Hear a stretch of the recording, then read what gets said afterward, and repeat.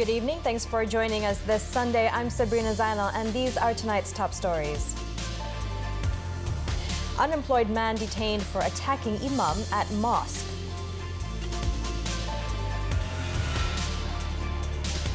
And thousands converge in London to fight for Palestine.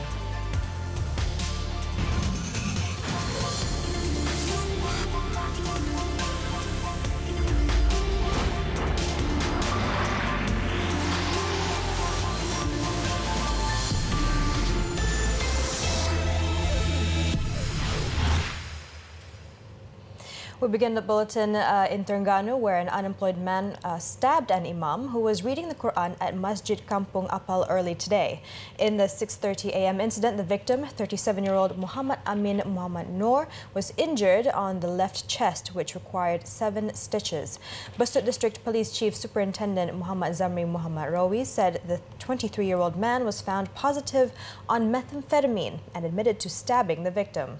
Now, the suspect, who has been detained, admitted that he stabbed the imam because he was unhappy with the victim for using the loudspeaker when reading the Quran, which he claimed had disturbed him while he was asleep. Muhammad Zamri said the suspect's house was about 100 meters from the mosque, and there were 2 others in the mosque during the incident. He added that the victim was the imam at the Rantau Petronas Surau in Kerteh, Gemaman, and returned to Besut to take care of his father's remains. The case is being probed under the Penal Code.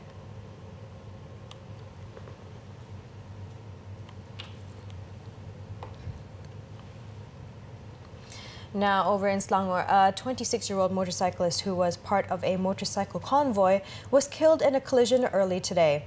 Muhammad Fazli Zulkifli died on the spot after his motorcycle collided with other motorcycles in the convoy before he was thrown off his machine in the 3 a.m. accident, which occurred at Bukit Beruntung, Sungai Buaya Road. His pillion rider, 23-year-old Ahmad Izzuddin Musa, sustained serious injuries and was taken to the Sungai Buloh Hospital. Police are in the midst of recording the statement of the victim's friends who participated in the convoy. And those with information on the accident can assist the police by contacting the Hulu Selangor District Police Headquarters or the nearest police station.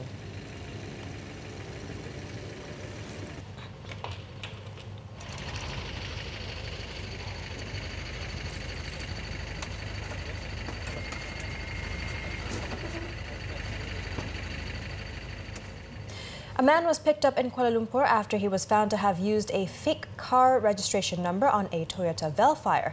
This after a video showing the vehicle with a cloned car plate and road tax taken by the genuine owner himself went viral online. In a statement, Brickfield's District Police Chief ACP Ruslan Khalid said the 30-year-old suspect was nabbed in front of a hotel near a shopping mall in the city on May 3rd. Police waited for the driver of the cloned car to start the engine before officers moved in and arrested the suspect. ACP Ruslan added that checks on the Velfire's chassis number showed that it did not match the registration plate. The suspect reportedly lives in Kuala Lumpur. The case is being probed under the Road Transport Act for driving a vehicle with fake documents.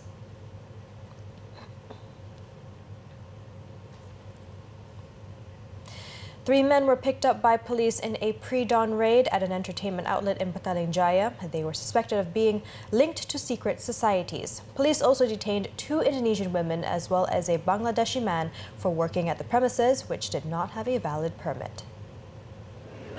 The operation, which began about 1:15 a.m. with 4 officers and 10 personnel, was carried out by the police from the Selangor Anti-Vice Gambling and Secret Societies Division of the Selangor Contingent Police Headquarters. Screenings were done to detect wanted individuals by the police, as well as to locate Foreign Guest Relation Officers, GROs. During the raid, the situation turned chaotic as several customers were reluctant to cooperate.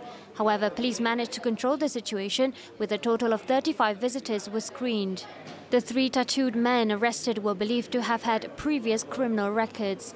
A male visitor and a local caretaker of premises were also detained for failing to produce identification documents and to assist the probe respectively.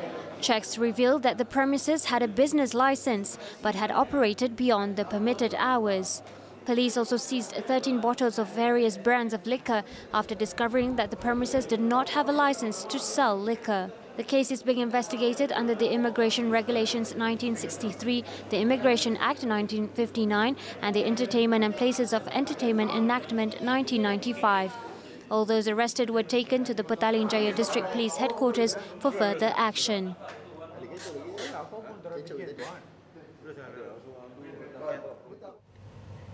Now in Kedah, the Customs Department nabbed a senior citizen who tried to smuggle more than 200 cans of beer through the Bukit Kayu Hitam Immigration, Customs, Quarantine and Security ICQS complex. Kedah Customs Director Datuk Johari Alifia said the arrest was made when a multi-purpose vehicle was inspected at about 11:55 p.m. last Wednesday. Checks revealed that the suspect was hiding the liquor in a modified space in the roof of the vehicle. Siasatan awal mendapati minuman keras ini berjenama Tiger. Tiger Beer yang dianggarkan bernilai, inilah nilai yang paling kecil saya buat sidang media, RM522 dengan nilai cukai RM1,046.21. Pada 9 hari bulan keesokannya, OIDS, seorang lelaki yang berusia 61 tahun dan warga negara Malaysia, telah mendapat perintah tahanan reman selama 7 hari sehingga 15 hari bulan Mei 2019 dan disiasat di bawah Seksyen 135 dalam kurungan 1 dalam kurungan E Akta Kastam 1967 kerana disyaki mengangkut dan membawa barang-barang yang tak berkastam. According to the suspect's movement to neighboring countries, the Customs Department is also investigating the possibility of the suspect using the same tactics to carry out the same activity before this. Datuk Johari also did not rule out the possibility that the beer cans were meant to be distributed in Kedah through traders who became regular customers. 1, 2, 3. Okay. In Kelantan, the Kota Baru Sessions Court sent a father and a stepmother to jail for physically abusing their 3 children with a stick and hot water. 31-year-old Muhammad Hafiz Abdullah was sentenced to 8 years in jail and 1 stroke of the rotan, while his wife, 28-year-old Farah Nasuha Razali, was given 6 years in jail. Judge Ahmad Bazli Baharudin delivered the verdict after finding the married couple guilty over 8 counts of abusing the children aged between 6 and 11 at Kampung Jejabi Banggu Binjai, Kota Baru. According to authorities, the offences were committed between July 2018 and May this year. The duo were found guilty under the Penal Code and the Child Act. The children had been sent to the Raja Perempuan Zainab II Hospital in Kota Baru for treatment. It was there that it was confirmed that 3 children had been physically abused.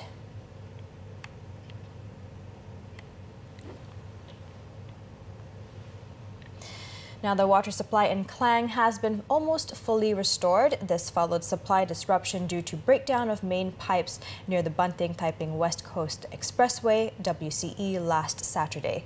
Pengurusan Air Selangor Sendirian Berhad said that it has boosted water levels in ponds and increased pressure in the distribution system to stabilize supply to recovering areas. Its Customer Relationship and Communication Department head, Abdul Rauf Ahmad, said Air Selangor is working to restore and stabilize water supply to all affected areas as targeted. Kita juga menasihatkan pengguna untuk menggunakan air dan tidak menyimpan melebihi keperluan bagi membantu kami percepatkan proses pemulihan ini. Saya juga mengambil kesempatan sekali lagi memohon berbanyak-banyak maaf dan kepada semua pelanggan Tejas, terutamanya di bulan Ramadan. He added that any announcement claiming that there will be more water disruptions is not true. Air Selangor also said users wishing to obtain the latest information and status on water disruptions are advised to go to its website. Last Saturday, 3 main pipes burst near the WCE project site, leaving about 800,000 consumers in 65 areas in Klang without water.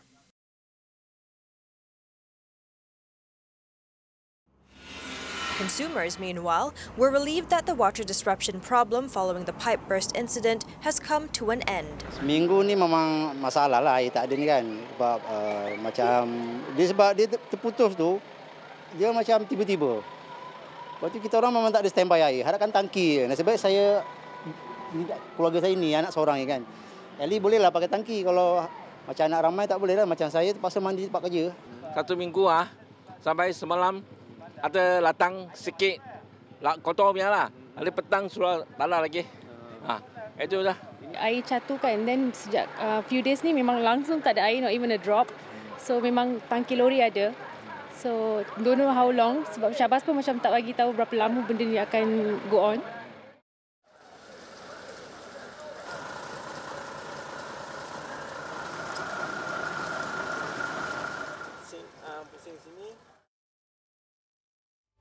Girls steal the hearts of many for being respectful during Ramadan. Details next.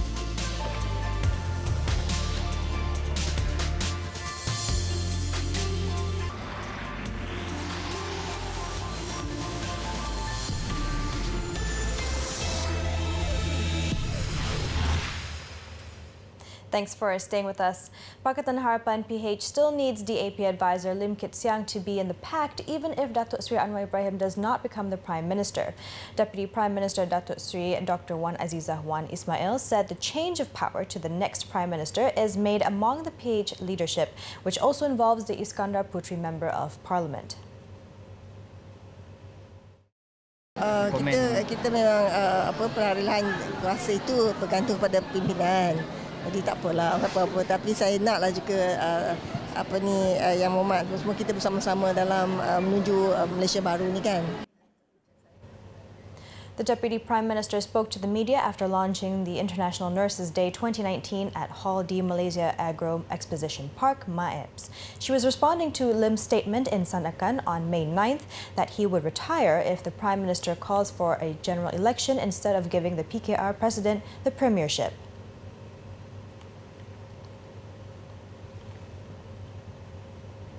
Now let's head on to our daily segment Clickbait, where we take a look at what's trending and making rounds in the cyber world today. Ramadan is not just a month of heightened spirituality, but also heightened humor, apparently. People from other religions often respect Muslims by not eating in front of them, instead celebrating them with them at iftar. Recently, a netizen posted her apology for recording a live video on Instagram where she can be seen unknowingly making pancakes with her friend during the fasting month. Here's what happened.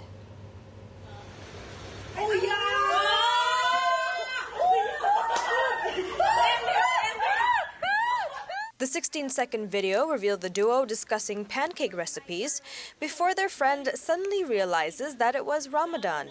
In a panicky state, they immediately end the live stream video to avoid offending Muslims.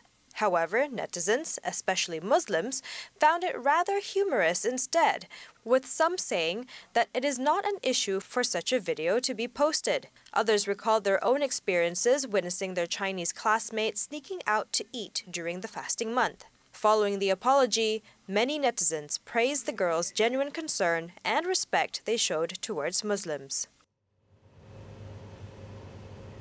Now, being a Malaysian, one can never deny that rojak is one of the most loved dishes, be it from a roadside stall, a food truck, or even at your neighborhood mama. While a rojak dish would typically consist of fried dough, coconut, fritters, tofu, crispy, chuchur, and many more, this rojak in particular has an element of surprise that would instantly trigger your gag reflexes. Take a look. A Facebook page shared a post regarding a stall in Kota Kinabalu which serves rojak with rat's head as an additional serving. In the post, Sabahan Bah had urged people to be careful with whatever food they consume and take note on its cleanliness. According to the woman, the post was shared to serve as a warning to people, as such a situation may happen to anyone. After all, it's always better to be safe than sorry.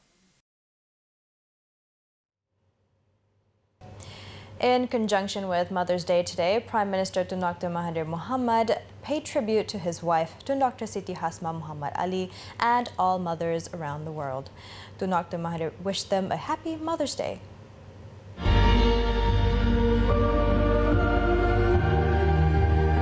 In the 32-second video posted by the Premier on his Facebook page, he said that he hopes all mothers are healthy and that they educate their children in the best possible way. Meanwhile, today is also International Nurses Day, and the Prime Minister also took this opportunity to pay tribute to nurses in the country. In his posting, Tun Dr. Mahathir thanked nurses not only for their patience and dedication, but also for their service and sacrifices.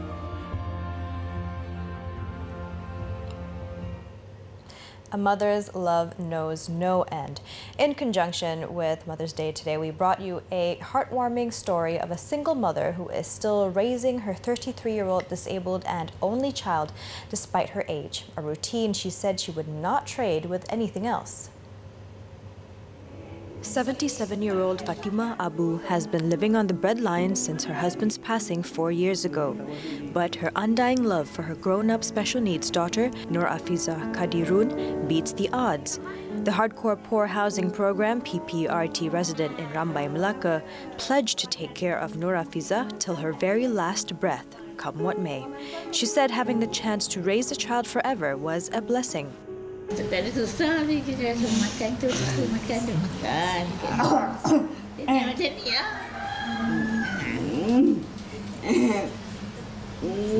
Jadi macam kadang-kadang bila mengharungi hidup berdua dalam keadaan serba kekurangan, sedih tak macam mana perasaan sebagai ibu tu? Sedih lah, kadang-kadang sedih, pernah sedih kan. Apa yang buat makcik kuat makcik? Kena ni lah. Sebab dia kan nak makan, nak mandi, nak minum. Mak nak makan. The family of two are living off welfare with monthly contributions from federal and state agencies, as well as neighbors. Their story also caught the attention of the Casa del Rio Hotel management recently, which also played their part. Kita jumpa beberapa keluarga, tapi kita select lah mana yang betul-betul perlu. Antara 4, kita zoom kepada 4 keluarga lah. Jadi yang antara 4 dah, Makcik Fatima dengan anak dia yang kita nampak paling susah sekali lah pasal keadaan anak dia kan. Jadi apa yang kita buat, kita bagi collection cash, barangan baju, pakaian harian, and also tilam, katil, and also some cash. Fatima added that she has been advised by many to send her disabled daughter to a welfare home given her unfavorable situation. While she understood their good intentions, Fatima said she could never bear the thought of being separated from her only child. After the break, anti-government protests continue in Albania, wounding dozens. We'll be right back.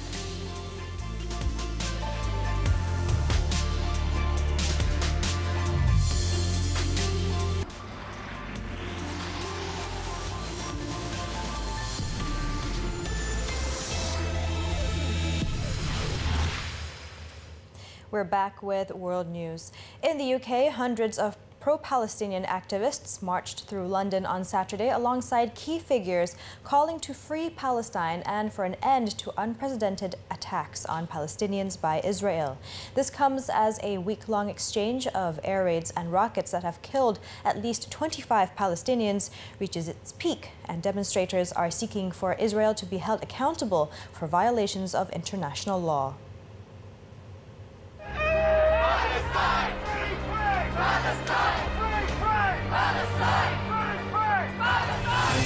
Protesters gathered at Portland Place and marched to Whitehall, where several speakers, led by Ahed Tamimi, an 18-year-old who became an icon of the Palestinian cause after she was jailed for slapping an Israeli soldier on film, delivered speeches to the crowd. I don't wish to speak today about our suffering under Israeli colonialism. I don't want for our story to be written as a victimhood, and I refuse to be devoured by it.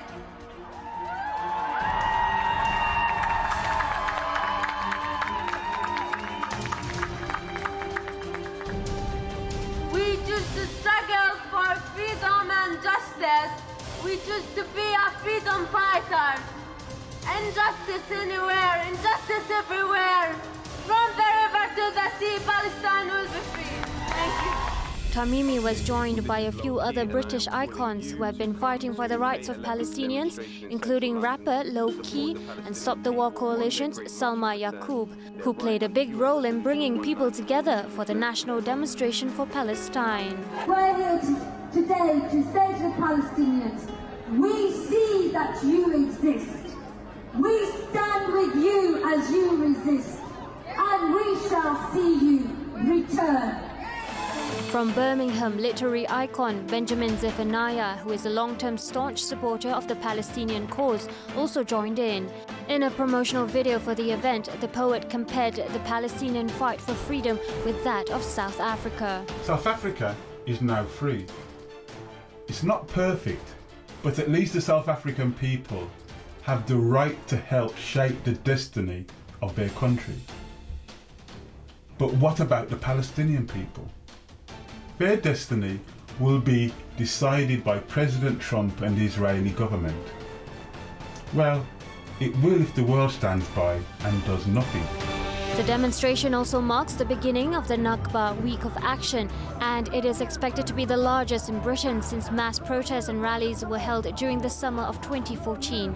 The 2014 rally came after severe violence erupted in the Middle Eastern region, which left 1,462 Palestinian civilians dead over the course of 7 weeks of heavy military bombardment from Israeli forces. Shame on you! Theresa May! Shame on you! Theresa May! Shame on you! Make some noise! Many of Sunday's rally are also calling on UK Prime Minister Theresa May to stop the arming in Palestine. Support came from a few British MPs, including Labour Party leader Jeremy Corbyn. In a Facebook posting, Corbyn wrote that the Labour Party is united in condemning the ongoing human rights abuses by Israeli forces, including the shooting of hundreds of unarmed Palestinian demonstrators in Gaza, demanding their rights. Politicians Diane Abbott and Richard Bergen have also joined the peace protest. Last week saw an escalation along the Gaza border with hundreds of airstrikes targeting Palestinians by Israel's Air Force. Now, President Donald Trump warned China on Saturday that it should strike a trade deal with the U.S. now. Otherwise, an agreement would be far worse if it has to be negotiated in second term. Washington and Beijing are locked in a trade battle that has been mounting tariffs, sparking fears the dispute will damage the global economy. 2 days of talks ended on Friday with no deal. China's top negotiator, however, said the two sides would meet again in Beijing at an unspecified date, but warned that China would make no concessions on important principles. Trump had accused Beijing of reneging on its commitments in trade talks and ordered new punitive duties on $200 billion worth of Chinese imports, raising them to 25% from 10%. He then cranked up the heat further, ordering a tariff hike on almost all remaining imports, $300 billion worth of the world's second biggest economy. Those tariffs would not take effect for months after a period of public comment. Trump also added that firms could easily avoid additional costs by producing goods in the U.S.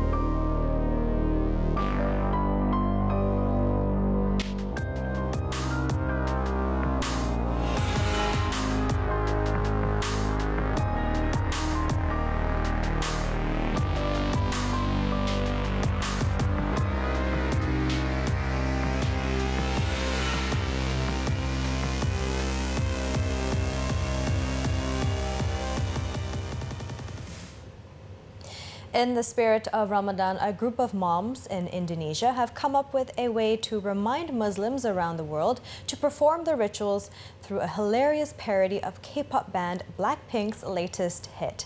The lyrics of Kill This Love, or as the parody introduces instead, Let's Pray With Love, have been altered with words of wisdom and religious duties. Take a look as 7 Edition draws to a close. I'm Sabrina Zainal. Thanks for tuning in and see you next time.